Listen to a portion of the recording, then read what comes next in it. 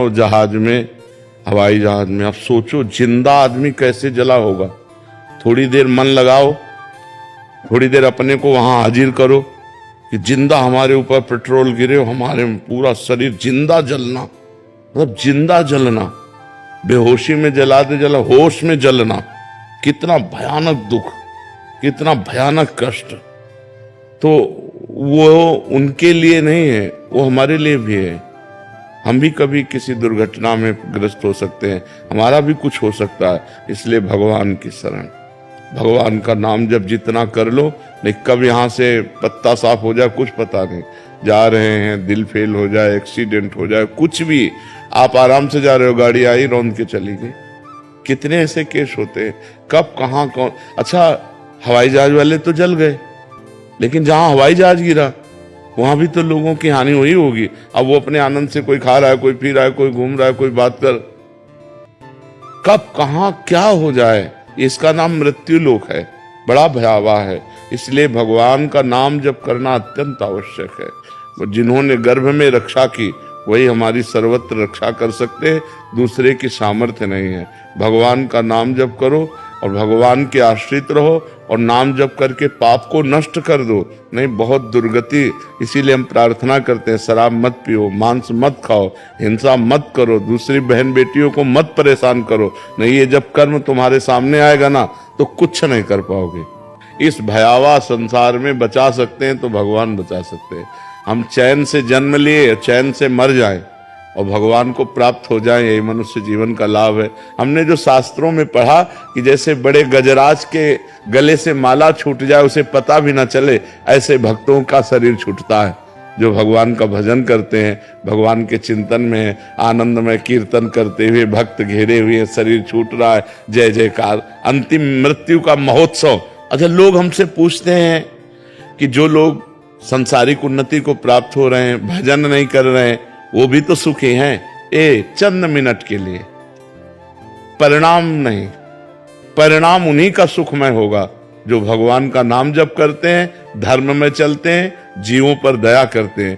आध्यात्मिक balance sheet अच्छी करनी पड़ेगी। हाँ बिल्कुल बिल्कुल, बिना अध्यात्म नहीं, हाँ भौतिक उन्नति कुछ नहीं है, क्योंकि परिणाम हमें देखना। परिणाम में क्या है, इस शरीर को तो नष्ट ही होना है, तो इस शरीर के लिए हम पाप क्यों करें।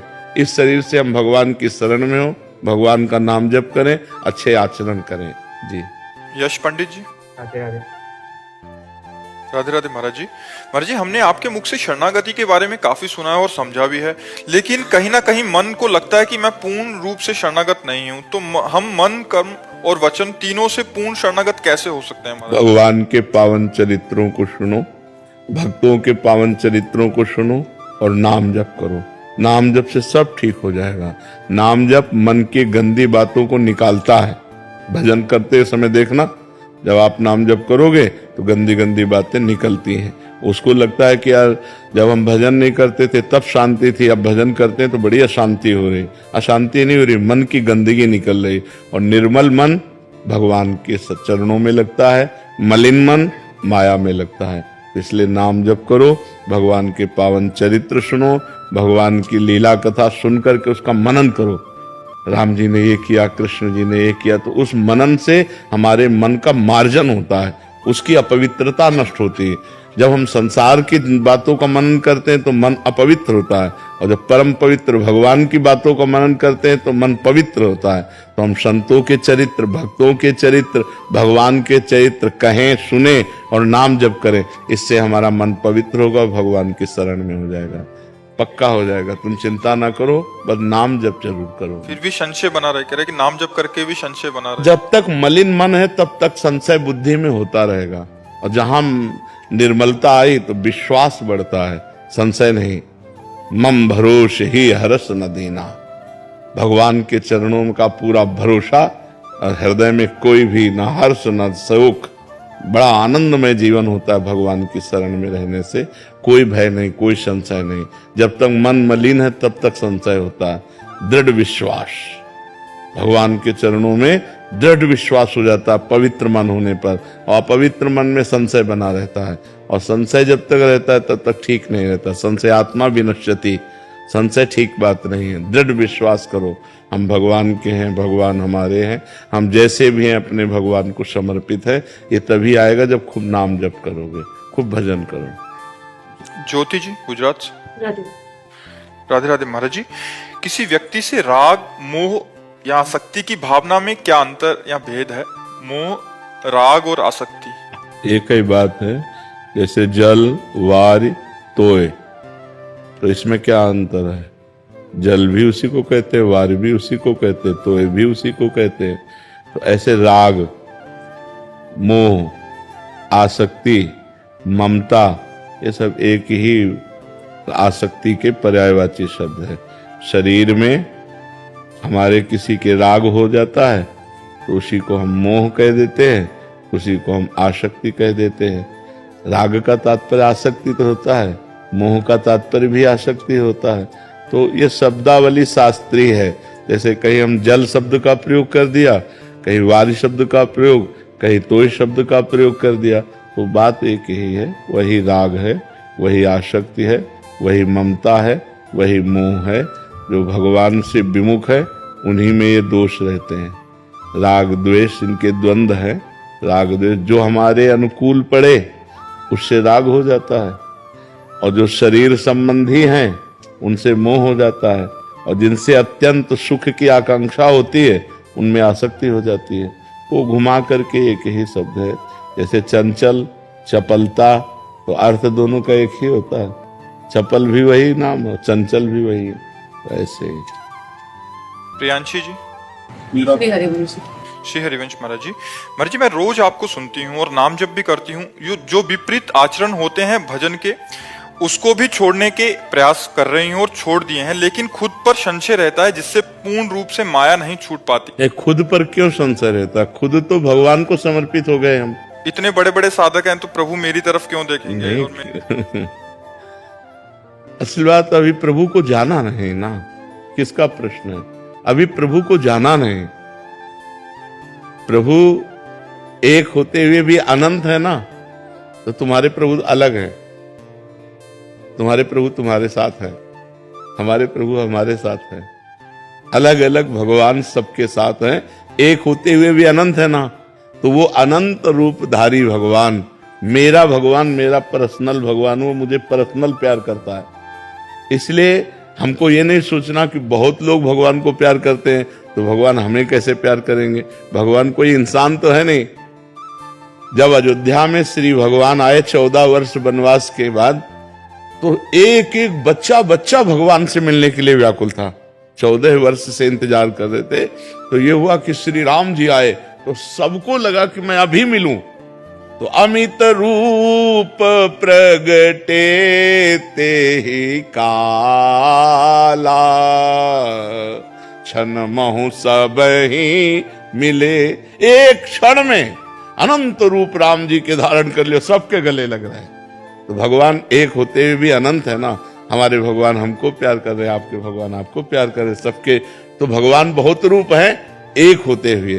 तो हमें ये ध्यान रखना चाहिए कि हम जिन भगवान से प्यार कर रहे हैं सिर्फ हमारे वो और हम उनके हैं, तो हमारा प्यार बढ़ेगा। नहीं ये संशय में होगा कि हजारों की लाइन लगी, बड़े बड़े संत महात्मा, हमें भगवान कैसे पूछेंगे? ऐसा नहीं है। भगवान एक चींटी का भी खबर ले रहे हैं। वो एक चींटी की, कोई विश्व में ऐसा नहीं है जो भगवान की नजर से अलग हो। वो एक चींटी को भी देख रहे हैं, उसको भी भोजन देख रहे हैं, उसको भी पालन पोषण कर रहे हैं। सबका वो बहुत बड़ा महामहिम ईश्वर, इसीलिए अनंत है। वेद आज तक पार नहीं पाए, ऋषि मुनि पार नहीं पाए। वो बड़ा करुणामय। और सबसे बड़ी बात है कि सबसे नजदीक हमारे हैं, हमारे हृदय में ही विराजमान है। जहां हम हैं वहीं वो हैं। और अगर हम शुद्ध करके इसे फिल्टर करके बोलें तो जो हम हैं वो है, जो वो है वही हम। पर वो वहां तक पहुंच ले, इसलिए हम दो करके बात करते हैं। नहीं तो उसको अगर और शुद्ध करके बोले, तत्त्वम असि, वेद कहता है तत्त्वम असि, तुम वही हो और कोई नहीं है। तुम शरीरों में आकर के शरीर भाव से भूल गए हो, नहीं तो तुम वही हो। तत्त्वमसि, तुम वही हो। पर नाम जप करो तो समझ में आ जाएगा। नाम जप करो, सत्संग सुनते। विकास कुमार शर्मा जी, राधे राधे महाराज। राधे राधे महाराज जी, आपके चरणों में दंडवत प्रणाम।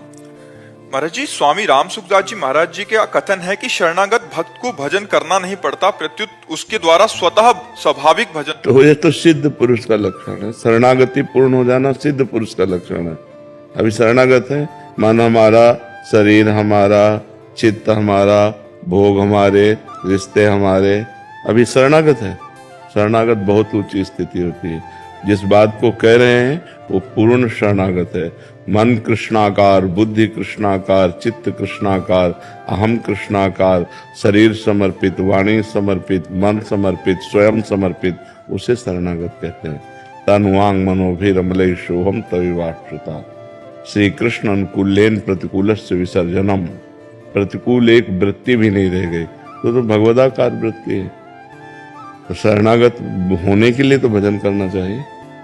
जब शरणागत हो गया तो भजन स्वतः होता है, नहीं तो क्या तुम शरणागत नहीं हो क्या? हमें उच्चारण शरणागत हो क्या? निरंतर भजन होता है? ईमानदारी से बताओ। जितना प्रभु करवाए निरंतर भजन, इसमें प्रभु करवाने की बात हो तो केवल दैन्यता की बात होती है। ईमानदारी से बोलो, प्रभु के सिवा चिंतन में और कुछ आए ना, निरंतर भजन। अभी प्रश्न ही नहीं होता। अगर निरंतर भजन होता तो प्रश्न ही नहीं होता। उठते बैठते चलते फिरते खाते पीते भगवदाकार वृत्ति, हमें प्रश्न की जरूरत क्या है? तो जब तक हमारा सर्वस्व समर्पित नहीं हो जाएगा तब तक वही हमें दुख देगा, वही हमारे चिंतन में आएगा, वही हमारे शोक का कारण बनेगा। हमें पूर्ण समर्पण करना है, तब के लिए हमें निरंतर भजन करना है। विनय पत्रिका में गोस्वामी जी ने एक पद में लिखा, प्रिय राम नाम कैसा कि राम भी उन प्रिय न लगे। ऐसा राम नाम प्रिय लगे कि राम भी राम नाम के बराबर प्रिय न लगे। अर्थात अगर हम नाम जप करें, भगवान सामने आ गए तो नाम जप नहीं छोड़ेंगे, भगवान चाहे चले जाए। इतना प्रिय भजन होता है शरणागत का। अभी हमारी स्थिति कहाँ है? अभी हमारी स्थिति जगत में ही है, जगदीश में नहीं है। हर समय भगवदाकार वृत्ति, जिसमें किंचन मात्र न कोई स्त्री न पुरुष, सिया राम में सब जग जाने। सारा जगत जिधर दृष्टि डालो सिया राम ही सिया राम दिखाई दे रहे। अभी वो स्थिति थोड़ी। शरणागति के लिए महापुरुषों के वचनों का सदुपयोग करे, दुरुपयोग न करे। जब हम तो शरणागत है, शरणागत को तो भजन करना नहीं, तो हमारी इंद्रियां, हमारा मन ये विषयों में चला जाएगा और हमारे द्वारा कुमार्गगामी प्रवृत्तियां होने लगेंगी।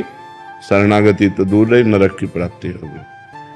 शरणागति का मतलब है अनन्यस चिंतयन्तो माम, अन्य चिंतनहीन हो। सो अनन्य गति जाके असमति न टरे हनुमंत, मैं सेवक सचराचर रूप स्वामी भगवंत। ये स्थिति चौपाई दोहा याद कर लेना। हम जैसे याद करके बोल दिए, आप याद करके बोल दिए, ये अलग बात है। स्थिति, इस स्थिति के लिए निरंतर नाम जप, कोई और साधन नहीं, निरंतर नाम जप। महाराज जी, जैसे नाम जब कोई भी क्रिया हो रही है उसके प्रति ये है कि जैसे महाराज कह रहे हैं कि कोई भी क्रिया हो रही है तो ऐसा लगता है कि राम जी करा रहे हैं, राम जी चल रहे हैं, राम जी खा रहे हैं। लेकिन इसमें यह देखना है कि असत क्रिया नहीं, असत क्रिया। कह रहे संदेह बना रहता है कहीं मैं अपने विषय भोगों की प्राप्ति के लिए राम जी का आश्रय तो नहीं ले रहा है। प्रतिकूलस्य विसर्जनम, प्रतिकूलस्य विसर्जनम। अभी शरणागत नहीं हुए, नहीं ये बात नहीं आती कि कहीं मैं, यह संशय, कहीं मैं राम जी की आड़ में भोग तो नहीं भोग रहा हूं। कौन मैं बचा?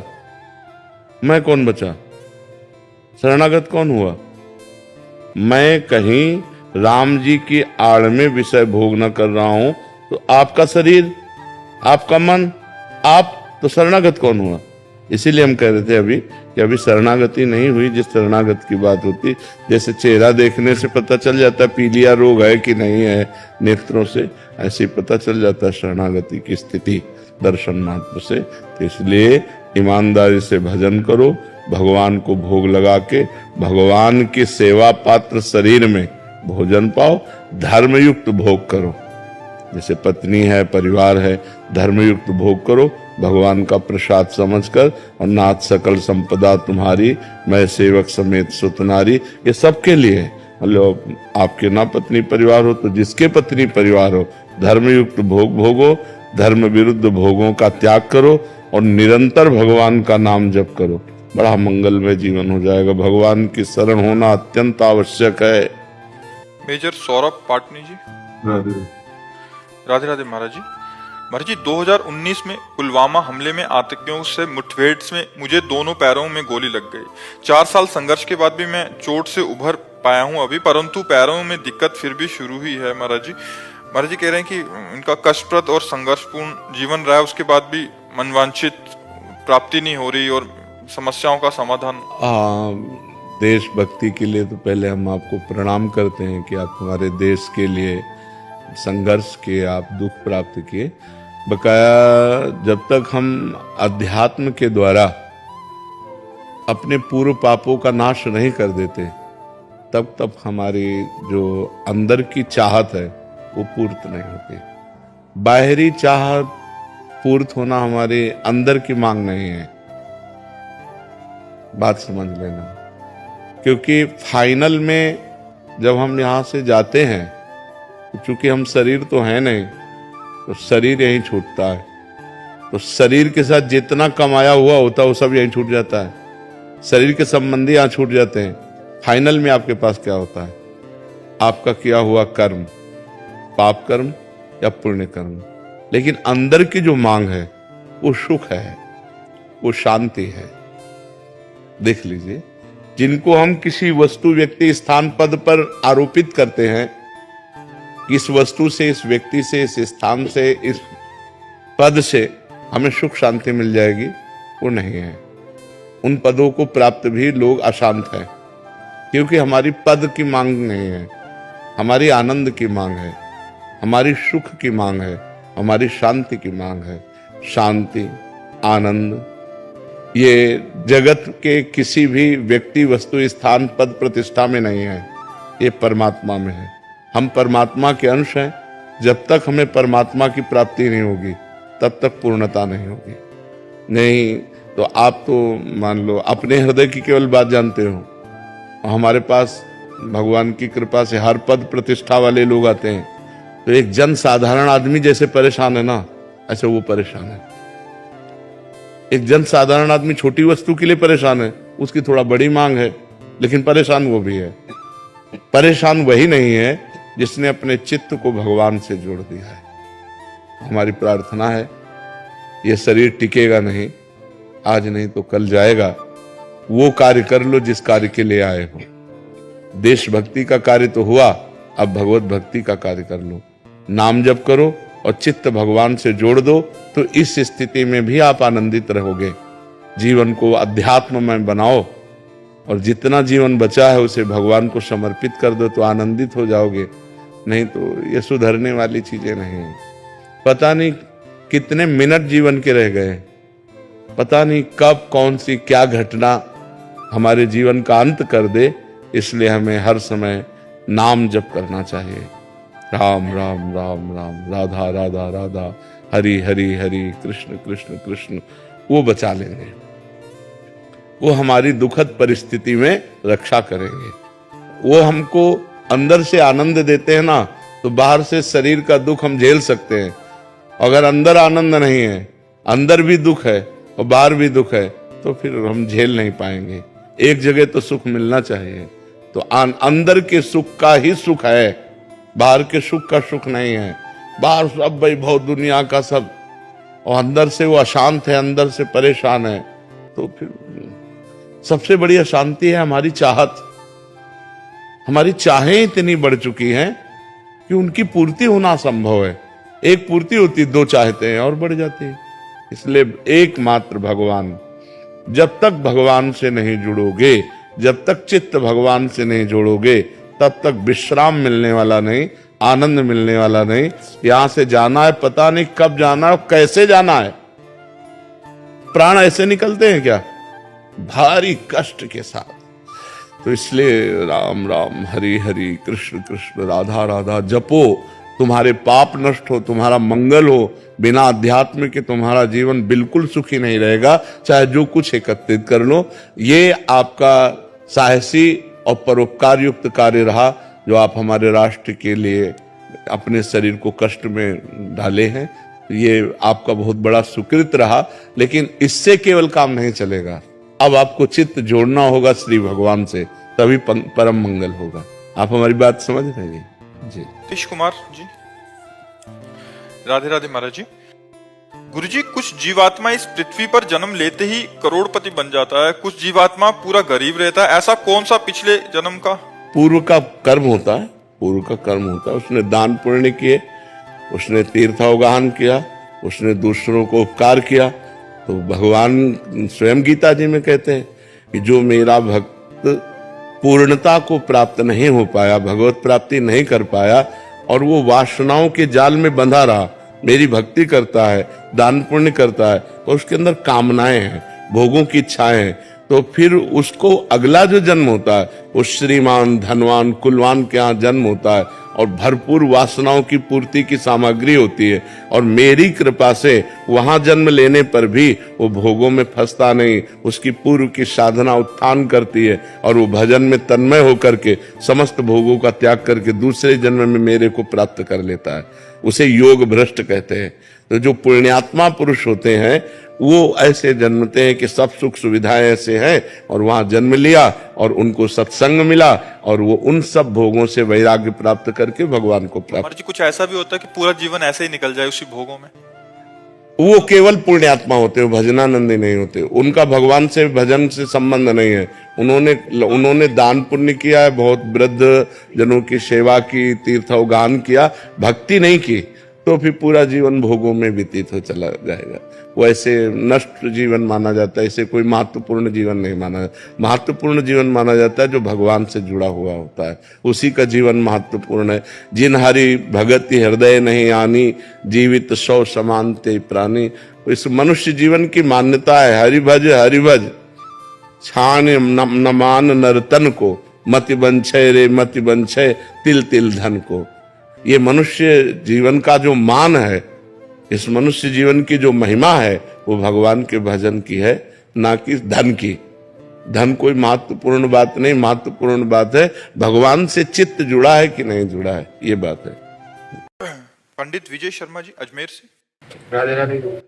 राधे राधे महाराज जी। गुरुदेव, एक जिज्ञासा है कि शास्त्रों में आत्मा को नित्य शुद्ध बुद्ध मुक्त एवं अनादि स्वरूप कहा गया है। यदि आत्मा अनादि है, उसमें कोई मल वासना या द्वेष नहीं है, तो फिर ये वासना मोह राग द्वेष जैसे संस्कार उसमें कैसे और कब आए? हाँ, बच्चा जैसे स्थूल शरीर है ना, ऐसे एक सूक्ष्म शरीर है, फिर कारण शरीर है। कारण शरीर जो स्थूल और सूक्ष्म का निर्माता है, सतोगुण रजोगुण तमोगुण से उसकी सृष्टि है कारण शरीर की। त्रिगुणात्मिका माया के मिश्रण को ही कारण शरीर कहते हैं, जिसे स्वभाव कहा गया है। लेकिन जो सूक्ष्म शरीर है, उसमें जो मन है, बुद्धि है, चित्त है, और चौथा जो अहंकार है, उस अहंकार में आत्मा भ्रमवश अपना मैंपन कर लिया, मेरापन कर लिया। बस इसी से उसको जन्म मरण की प्राप्ति होती है। अब वो अहंकार विमूढ़ आत्मा करता हमिति मन्यते, यद्यपि वो निर्लेप है, निर्विकार है, अकर्ता है, फिर भी वो मैं करता हूं, मैं भोगता हूं, मैं देखता हूं, ये अंतःकरण के अहम धर्म से युक्त हो जाने के कारण, अंतःकरण में ममत्व हो जाने के कारण, अंतःकरण के अहम में मैं हो जाने के कारण उसको दुर्गति या सदगति भोगनी पड़ती है। उच्च लोकों में या अधोलोकों में जाना पड़ता है। पुण्य कर्म करता है तो उच्च लोकों में जाता है, पाप कर्म करता है तो अधोलोकों में जाता है, और ज्ञान प्राप्त हो जाता है, कर्ता हो जाता है तो अपने स्वरूप में स्थित हो जाता है। समझ पा रहे हो आप? श्री शुक्ला जी, अयोध्या जी से। गुरुदेव, आपके चरणों में कोटि कोटि प्रणाम।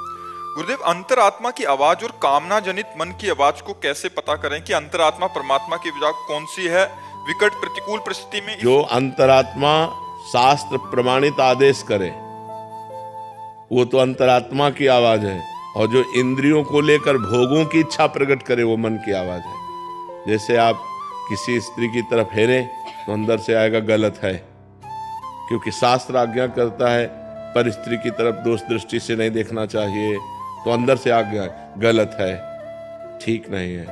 अब आप अपने मन की आवाज सुन लिए लेकिन अंतरात्मा की आवाज नहीं सुनी तो आपकी दुर्गति हो जाएगी। अंतरात्मा की आवाज शास्त्र प्रमाणित होगी, मतलब सत्य होगी, मंगलमय होगी, पर उसको वही मान सकता है जो नाम जप करता है कि नहीं हमारा हृदय नहीं कहता मैं ऐसा करूं। अगर कहीं भूल चूक से गलती हो गई तो जलेगा हृदय और दोबारा नहीं करेगा। तो अंतरात्मा जो भगवान की आवाज होती है वो शास्त्र प्रमाणित होती है, मतलब निष्पाप आवाज होती है, उसमें पाप कभी नहीं हो सकता। और जो पाप की आवाज होती है वो मन की आवाज होती है कि चलो ऐसा कर लेते हैं, चलो ये खा लेते हैं, चलो ये देख लेते हैं, चलो ये भोग लेते हैं। वो अंदर से वासना जो उत्पन्न करता है वो मन करता है, और जो निर्वासनिक आवाज होती है ये गलत है, वो परमात्मा की आवाज होती है। अंदर विराजमान परमात्मा सबके, वो उसकी आवाज है। तो जी जैसे विषम परिस्थिति में तुरंत पता नहीं चल पाता है, ऐसे प्रतिकूल परिस्थिति आई तो फिर तो प्रतिकूल परिस्थिति आई तो आप एकाग्र हो और परमात्मा से पूछो, उसी समय एकाग्र हो कि हे प्रभु मेरे अंदर प्रेरणा करो, मैं इस विपत्ति से कैसे निकलूं, या मुझे ऐसी सामर्थ्य दीजिए कि मैं इस विपत्ति को सह लूं। दोनों बातें हैं। अगर विपत्ति आई है तो मुझे सहने की सामर्थ्य दो, या इस विपत्ति से निकलने की सामर्थ्य दो। भगवान से प्रार्थना करो, जरूर वो अवश्य सुनेंगे और किसी न किसी रूप में। मान लो आप अंदर की बात नहीं समझ पाते हो तो बाहर से किसी न किसी रूप में आके आपको समझा देंगे। कोई शास्त्र की बात आ गई, कोई क्लिप संत के प्रवचन की निकल पड़ी, या अंदर से बात आ गई, या कोई व्यक्ति आके समझाने लगा, वो परमात्मा ही होगा जो आपको समझाएगा उस समय। विपत्ति के समय हमको एकाग्र होकर केवल भगवान का आश्रय लेना चाहिए। अगर भगवान का आश्रय लिया तो विपत्ति विपत्ति नहीं रह जाएगी। आदमी तभी आश्रय लेता है जब कोई आश्रय नहीं रह जाता। ये सबसे बड़ी गलती है। विपत्ति आते ही भगवान का आश्रय नहीं लिया जाता, फोनों का आश्रय लिया जाता है। उनका फोन नंबर लगाओ, उस व्यक्ति से मिलो। जब सब जगह निराशा होती है तब आखिरी में भगवान, जैसे द्रौपदी जी, पहले 5 पतियों का भरोसा, फिर सभापतियों का भरोसा जो भीष्म आदि द्रोणाचार्य आदि, फिर अपने बाहु का भरोसा, फिर अपने दांतों का भरोसा। जब देखा अब कुछ नहीं तब श्री कृष्ण का भरोसा। और जहां श्री कृष्ण का भरोसा वहां विपत्ति नहीं रहती। वस्त्र रूप में भगवान वस्त्रावतार हो गया, खींचते खींचते दुशासन हार गया, पर यहाँ से वस्त्र नहीं हटा पाया। इसलिए विपत्ति आते ही सबसे पहले हमें भगवान का सुमिरन करना चाहिए, भगवान से प्रार्थना करनी चाहिए। कमल शर्मा जी, गुरुग्राम से। राधे राधे महाराज जी। महाराज जी, किसी भी बात को जानने का और मानने में क्या फर्क है? श्री जी, जानने में बुद्धि प्रधान होता है, मानने में हृदय प्रधान होता है। जो बुद्धि प्रधान साधक होगा वो मानने पे नहीं होगा, वो तर्क की कसौटी पर कस करके फिर जान करके मानेगा, ये बुद्धि प्रधान। और जो भाव प्रधान है, हृदय प्रधान है, वो मान करके जान जाएगा अपने आप। हम किसी बात को जाने और उसे कैसे माने, जानते हैं? शास्त्र, तस्मात् शास्त्रम प्रमाणम ते। वो बात शास्त्र युक्त है कि नहीं, वो महापुरुषों द्वारा माननीय है कि नहीं।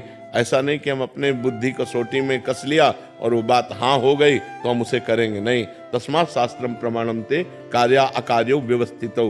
कार्य और अकार्य की व्यवस्था शास्त्र में की गई। शास्त्र और संत प्रमाणित बात है तो हम उसे मानते हैं, शास्त्र और संत प्रमाणित बात नहीं है तो हम जानने पर भी नहीं मानते हैं, क्योंकि हमारी बुद्धि अभी परमात्मा प्राप्त नहीं है, अभी अशुद्ध है, त्रिगुण माया के अंतर्गत है, सतोगुण रजोगुण तमोगुण के अंतर, त्रिगुणातीत नहीं। त्रिगुणातीत बुद्धि में न संशय होता है और न किसी और प्रमाण की जरूरत होती है, वो भगवत स्वरूप होती है। लेकिन जब तक त्रिगुण के अंतर्गत है तब तक हमें शास्त्र और संतों के वचनों का आश्रय लेना होगा कि हमारे अंदर जो बात आ रही है, जो हम बात जान रहे हैं, वो सही है कि नहीं। यहाँ तक कि बड़े बड़े सिद्धों को इस बात के लिए प्रमाणित करना पड़ा है कि हमारे अंदर जो बात आ रही है, जो हमने तप के द्वारा प्राप्त किया, ये वही बात है कि नहीं है। तो भगवान व्यास देव जी के पास श्री सुखदेव जी गए और कहा, भगवान जो मुझे बोध हुआ है वो सही हुआ है या अभी कुछ उसमें कचाई है? तो उन्होंने कहा, इस बात का प्रमाण तो विदेहराज जनक देंगे। आप जनक जी, सुखदेव जी के गुरु हैं जनक जी। तो श्री सुखदेव जी महाराज पहुंचे और जनक जी त्रिकालज्ञ महापुरुष थे, वो जान गए कि मुनि अपनी स्थिति को प्रमाणित करने के लिए आए हैं। तो दरवाजे पर जे हुई तो रुकवा दिया। 7 दिन 7 रात्रि वही दरवाजे पे खड़े रखा और रोज पूछते थे। उनके चेहरे पर कोई शिकन, कोई भाव, बोले नहीं, जैसे आए थे वैसे खड़े। बोलो, किसी व्यक्ति को दरवाजे के ही खड़ा रखा जाए, कोई उत्तर न दिया जाए 7 दिन 7 रात, तो गुस्सा नहीं आ जाएगा? लेकिन वो बिल्कुल शांत है। 7 दिन के बाद उनको महल भेज दिया वहां नई नई सब 16-18 वर्ष की सुकुमारी लड़कियां उनकी सेवा में लगा दी। अब जनक जी राजा है और ये महाराज तो परमहंस है, दिगंबर रहते थे नंग धड़ंग, 16 वर्ष की अवस्था। 7 दिन 7 रात्रि उन 9 कुमारियों की सेवा में रहने पर भी बोले जैसे गेट के बाहर थे वैसे ही महल के अंदर है, उनमें कोई फर्क नहीं। तब जनक जी आए और कहा, मुनि तुम्हें वो स्थिति प्राप्त है जिस स्थिति को ब्रह्मबोध कहते हैं। तो इसके लिए भी प्रमाणित करने के लिए गुरु की जरूरत पड़ी ना। तो हमारे अंदर कोई भी जानने में बात आती है तो शास्त्र संत सदगुरुदेव से प्रमाणित होनी चाहिए। विवेक जी मुरादाबाद से। हीरा राधे राधे महाराज जी। महाराज जी, कर्म समर्पण में किन किन बातों का ध्यान रखना चाहिए? अनजाने में जो पाप हो जाते हैं, समझ नहीं आता समर्पित करें या नहीं? पाप नहीं तो लॉकर में कबाड़ जमा करोगे क्या? बैंक के लॉकर में कबाड़ थोड़ी जमा किया जाता है। सोना चांदी रुपया पैसा कीमती वस्तुएं जमा की जाती हैं। तो भगवान की बैंक में अगर कबाड़ जमा करोगे तो यही लौट के मिलेगा, बहुत ज्यादा करके। तो जब पाप हो जाए तो हमें प्रायश्चित करना चाहिए। भगवान नाम कीर्तन करना है, गंगा स्नान करना है, या तीर्थों में भ्रमण करना है, या जैसे गजेंद्र मोक्ष का पाठ है, और भी भगवान नाम विष्णु शास्त्र नाम भगवान नाम है उनका गायन करो और शपथ पूर्वक कि ये जो गलती हो गई दोबारा हमसे नहीं होगी। पाप ऐसे नष्ट करो और जो पुण्य और अच्छे कार्य हैं वो भगवान को समर्पित कर दो। पाप कर्म नहीं होना चाहिए। बहुत अगर पाप कर्म जब समर्पित करोगे तो कई गुना बढ़कर उसका फल मिल जाएगा। तो इसलिए हमको नहीं, हमें पाप कर्म को नष्ट करना है। तो नाम संकीर्तनम यस्य सर्व पाप प्रणाशनम, भगवान के नाम का संकीर्तन समस्त पापों का नाश कर देता है। तो उस समय नाम संकीर्तन करो और ये नियम लो कि आज से जो गलती हुई वो हम दोबारा नहीं करेंगे। अब लो नशानी अब ना नशे हो, अब तक हुआ अब आगे नहीं करेंगे। समझ पा रहे हैं आप? कर्म समर्पण करते हैं, तुम्हारी जो गलतियां हो जाती हैं मानसिक मुझे जैसी हो, तो गुरुदेव के चरणों में क्षमा करके समर्पण कर सकते हो? नहीं, मानसिक तो गलती का कोई प्रभाव नहीं पड़ेगा। कलि कर एक पुनीत प्रतापा, मानस पुण्य होई और नहीं पापा। मानसिक पाप हो जाता है तो कलयुग में उसे दंड नहीं मिलता है, लेकिन क्रिया ना होने पावे। और जो शारीरिक पाप है तो तुम्हें उपाय बताया ना, हाँ, इस स्तोत्रों का गान करके, नाम कीर्तन करके, व्रत उपवास करके, गंगा स्नान करके अपने पाप को नष्ट कर दे, उसे भगवान को समर्पित न करे। मुन्ना शंकर पांडे जी। राधे राधे महाराज जी। महाराज जी, हमारे प्रिया प्रीतम तो कन कन में विद्यमान है, मगर फिर भी ब्रज संग ब्रजवासियों पर तो उनकी विशेष कृपा। अगर हम 3-4 दिन के लिए अगर वृंदावन धाम वास आते हैं तो अपनी प्रेम लक्षणा भक्ति को और प्रगाढ़ करने चाहिए, ब्रजवासियों की मधुकरी मांग सकते हैं महाराज जी? विरक्तों के लिए ठीक है। गृहस्थ ऐसा कर सकते हो कि 500 रुपए की सब्जी, दाल, आटा, चावल, घी लेके उनको दे दिया, फिर एक दिन भोजन पा लिया। 100, 200, 500 की सामग्री ला के दे दी, फिर भोजन मांग कि आज हमको भोजन दो। वो ठीक। नहीं तो विरक्त बाबाजियों के लिए मांगने का विधान है, गृहस्थ को मांगने का विधान नहीं है। अपनी कमाई का खाओ। अगर 100 रुपये का भोजन लिया तो 200-300 रुपये का हम सामग्री दे दी, ऐसे तो ठीक रहेगा। ऐसा शास्त्र जैसा, शास्त्र माधुकरी वृत्ति, भिक्षा मांग, भीख मांग के खाना, ये संतों के लिए है, गृहस्थ के लिए नहीं। गृहस्थ को देना चाहिए।